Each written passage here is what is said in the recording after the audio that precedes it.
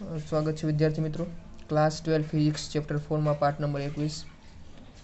तो આપણે ગઈકાલે ગેલેનોમીટરની વાત કરી હતી અને ગેલેનોમીટર માટે આપણે 5 એટલે સ્પ્રિંગમાં જેટલા વળ ચડે છે 5 કોણાવર્તન 5 એટલે કોણાવર્તનનું સૂત્ર આપણે મેળવ્યું હતું 5 = n I a b છેદમાં k के जे स्प्रिंग अचलांक है आ विद्युत प्रवाह है ए आटानी संख्या है ए क्षेत्रफल है और बी है ए चुंबकीय क्षेत्र है। आ सूत्र आपणे मेळव्युं हतुं। आना परथी आपणे काले जोयुं हतुं के 5 प्रपोर्शनल टू आई जेटलो प्रवाह वधारे एटલું कोणावर्तन वधारे। तो आ मेळव्युं हतुं। हवे पछी आपणे जोयुं हतुं गैलेनोमीटर है एनुं ए मीटरमां रूपांतर करीए। गैलेनोमीटरनुं ए मीटरमां रूपांतर करीए त्यारे जे नड़ती मुश्केली हती आपणे जोई हती। केवी नड़ती मुश्केली थी? पहलू तो कि थोड़ोक प्रवाह पसार करिए गैलेनोमीटर में तो पूर्ण आवर्तन दर्शावे छे, पछी प्रवाह बदलाई जाए छे। तो आने आपणे रूपांतर करीए। हवे आपणे जोईए कि गैल्वेनोमीटरनुं ए मीटर में रूपांतर करवुं छे। ए मीटर में रूपांतरण करवुं छे। तो जो चालो आपणे आ एक धारो कि वाहक तार छे एनामां आपणे गैलेनोमीटर जोड़ेलुं छे। शुं जोड़ेलुं छे? गैलेनोमीटर। ओके।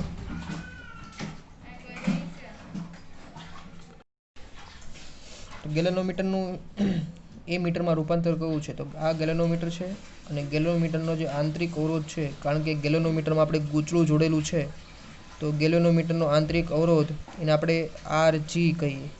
जी एटले गैलेनोमीटर। तो आपणे ख्याल छे कि विद्युत प्रवाह ज्यारे I पसार करीए तो खूब सूक्ष्म विद्युत प्रवाह होय तो पण गैलेनोमीटर में पूर्ण आवर्तन दर्शावे छे। एटले आपणे प्रवाहने थोड़ो घटाडवो छे। प्रवाहने घटाडवो छे तो शुं काम करीए? एक अवरोध छे ए गैलेनोमीटरने समांतर जोड़ी दईए। आ गैलेनोमीटरने समांतर आपणे अवरोध जोड्यो छे। अवरोधनुं नाम आपी दीधुं आपणे RS। तो अवरोध जोड़वाथी आ अवरोधनुं मूल्य केवुं होय? वधारे होय अने गैलेनोमीटरनुं अवरोध ओछुं होय। धारो के आमांथी I प्रवाह पसार थाय छे तो धारो के आ A बिंदु छे, आ B बिंदु कहीए, आ C बिंदु ना D बिंदु। तो प्रवाह धारो कि गैलेनोमीटरमांथी प्रवाह पसार थाय छे IG छे, तो बाकी वधेलो प्रवाह RS अवरोधमांथी पसार थशे तो I - IG प्रवाह छे ए RS अवरोधमांथी पसार थाय छे। तो जे आ समांतर अवरोध जोड्यो छे एनुं आपणे नाम आपीए शंट। तो गैलेनोमीटरने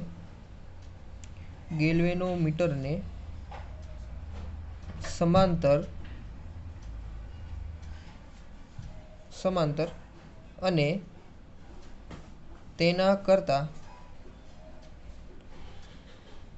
नाना मूल्यना अवरोधने जोड़वामां आवे छे,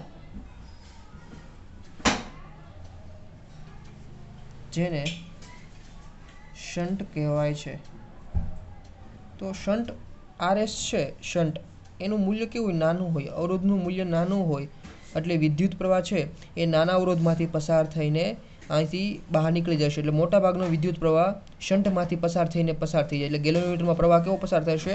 ઓછો પસાર થશે। એટલે ગેલેનોમીટર ધારો કે બળવાની શક્યતા અથવા પૂર્ણ આવર્તન દર્શાવવાની શક્યતા કેવી થઈ જાય? ઓછી થઈ જાય। એટલે જો ગેલેનોમીટરનું આપણે એ મીટરમાં રૂપાંતર કરવું હોય તો એક વધારાનો અવરોધ છે એનું નામ જે શંટ આપ્યું છે આપણે એને ગેલેનોમીટરને સમાંતર જોડવામાં આવે છે।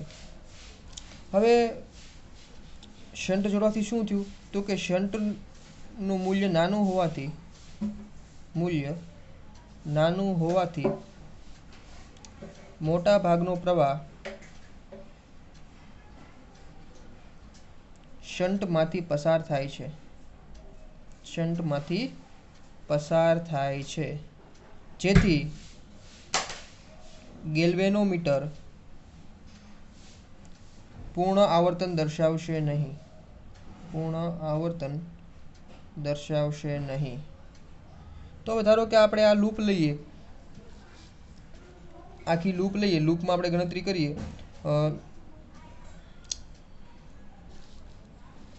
किरचॉफनी लूप लईए तो ए थी बी जईए, बी थी सी अने सी थी पाछुं આ ડી બિંદુ છે, સી થી ડી અને ડી થી એ માટે કિર્ચોફનો નિયમ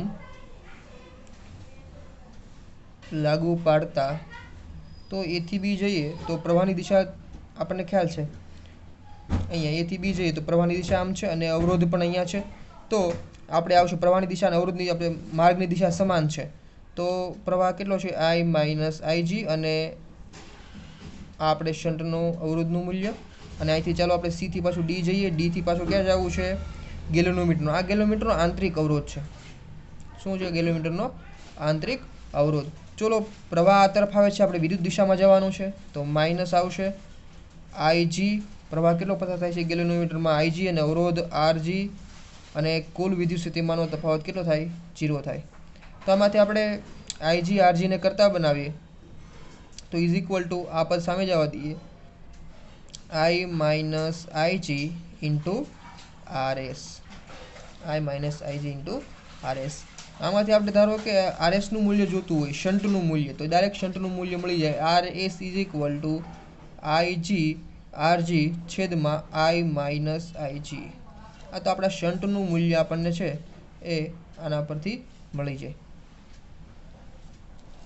ઓકે, તો અહીંયા IG શું છે તો કે IG એને આપણે કહીશું ગેલ્વેનોમીટરની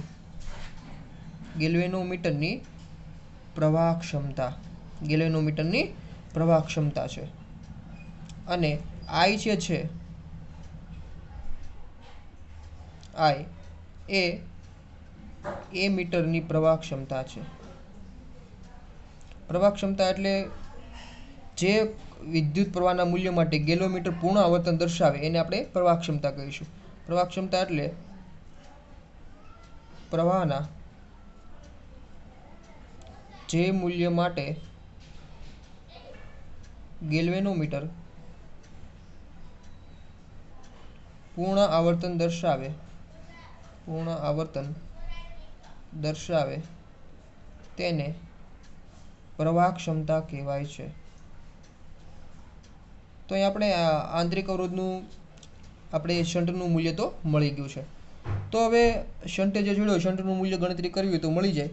હવે ધારો કે કોઈ આપણને કહે કે ગેલેનોમીટરની જે પ્રવાહ ક્ષમતા છે IG, ગેલેનોમીટરની પ્રવાહ ક્ષમતા I છે આપણે વધારવી છે, પ્રવાહ ક્ષમતા આપણે વધારવી છે, તો એના માટે પણ આપણે સૂત્ર જોઈ લઈએ। તો જોઈએ અહીંયા, જો ગેલ્વેનોમીટરની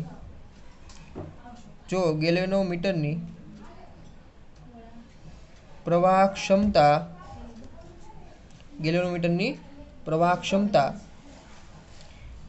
n ગણી વધારવી હોય તો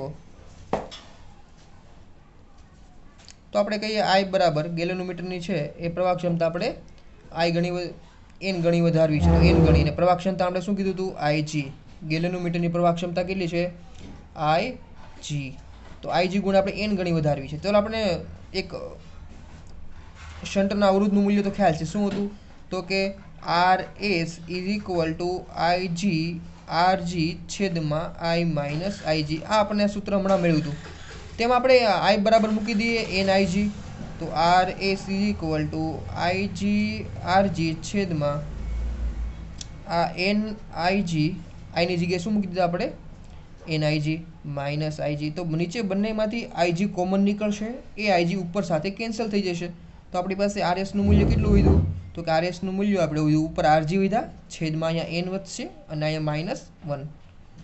ઓકે, તો આપણે જ્યારે ગેલેનોમીટરની પ્રવાહ ક્ષમતા n ગણી વધારવી હોય ત્યારે આપણે શંટનું મૂલ્ય છે એ આ સૂત્રથી મેળવી શકાય। તો અહીંયા આપણે ગેલેનોમીટરનું એ મીટરમાં તો રૂપાંતર કરી દીધું છે, ગેલેનોમીટરનું એ મીટરમાં રૂપાંતર તો આપણે કરી દીધું છે। ચાલો આપણે જોઈએ હવે નવો ક્વેશ્ચન કે ગેલેનોમીટરનું આપણે શેમાં રૂપાંતર કરવું છે તો કે વોલ્ટ મીટરમાં। તો કે ગેલ્વેનોમીટરનું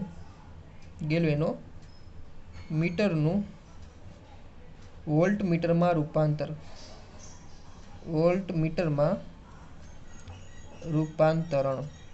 ચાલો હવે ગેલ્વેનોમીટરનું રૂપાંતર કરવું છે વોલ્ટ મીટરમાં। હવે ગેલ્વેનોમીટર છે ને મિત્રો, એનું વોલ્ટ મીટરમાં રૂપાંતર કરવું હોય ત્યારે ગેલેનોમીટર, ધારો કે આપણે આ ગેલેનોમીટર છે, એમાં શું ફરક કરવામાં આવે? તો કે ગેલેનોમીટર છે એમાં ધારો કે આપણે પ્રવાહ જોયું, ધારો કે પ્રસાર થાય છે આઈજી જેટલો, રેડી, અને આપણે આ એનો ગેલેનોમીટરનો આંતરિક અવરોધ આરજી. તો હવે શંટને ક્યાં જોડવું જોઈએ? તો કે શંટને આપણે સમાંતર જોડવાનો છે. શું જોડવાનો છે અહીંયા? સમાંતર. તો આપણે અહીંયા શંટને છે એ સમાંતર જોડવાનો છે, જેથી આપણે શેમાં રૂપાંતર થઈ જાય? વોલ્ટમીટરમાં રૂપાંતર થઈ જાય. ઓકે, તો આપણે અવરોધ છે જે એને આપણે જેમાં જોડી દીધો છે? અહીંયા સમાંતરમાં જોડી દીધો છે. ઓકે, એના ઉપર આરએસ નામ આપી દો, આરએસ શન્ટ અવરોધ.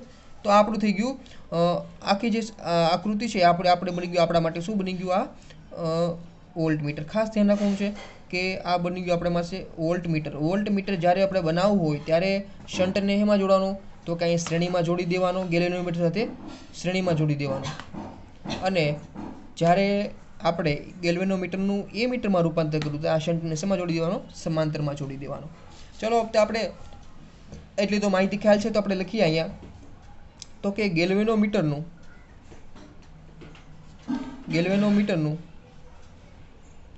વોલ્ટમીટરમાં રૂપાંતર કરતી વખતે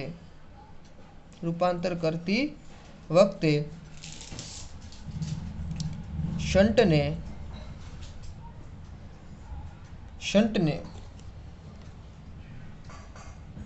પરિપથમાં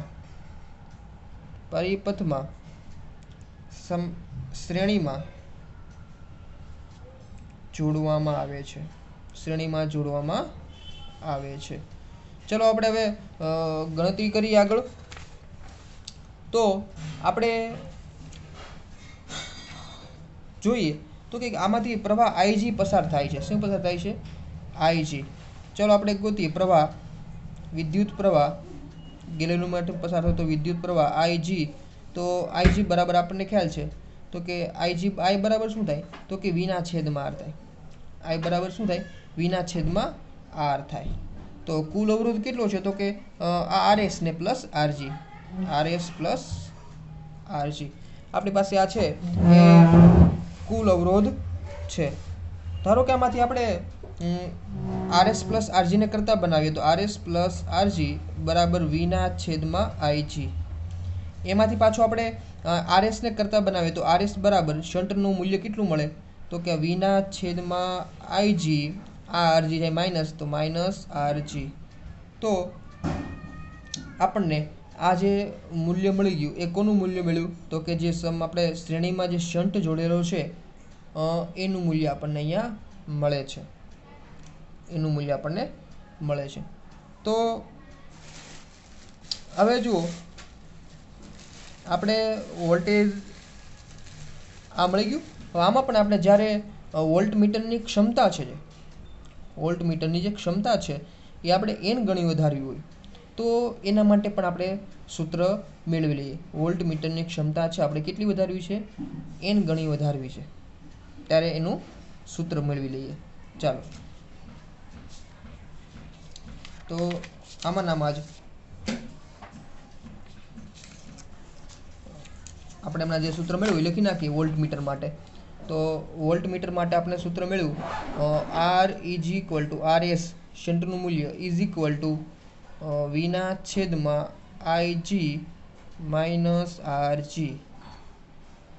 ઓકે, આપણે અહીંયા વોલ્ટમીટરની ક્ષમતા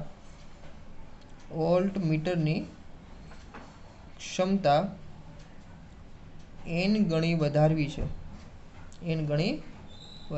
છે. તો વી બરાબર આપણે મૂકી દઈએ n, વી બરાબર મૂકી દઈએ n. આખા વોલ્ટમીટર ક્ષમતા n ગણી વધારવી છે ને, તો આપણે વી બરાબર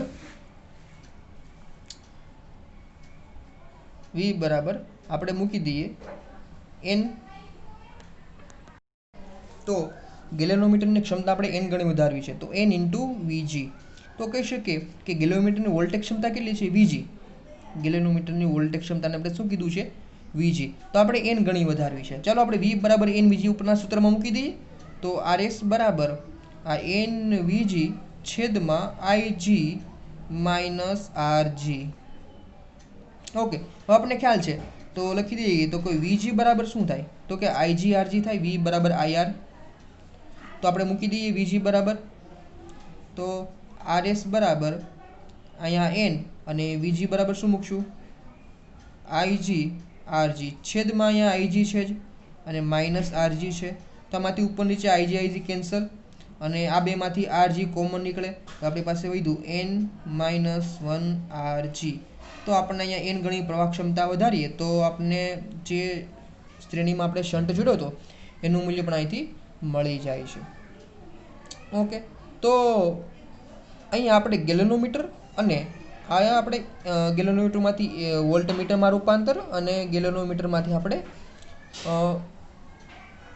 એ મીટરમાં રૂપાંતર આપણે જોઈ લીધું. હવે સાથે બીજી પણ વાત કરી દઈએ. હવે આપણી પાસે ખાલી આ ચેપ્ટરમાં એક જ ટોપિક બાકી છે, ગેલેનોમીટરની સંવેદનશીલતા. એ આપણે કાલે જોઈશું. Okay, thank you very much.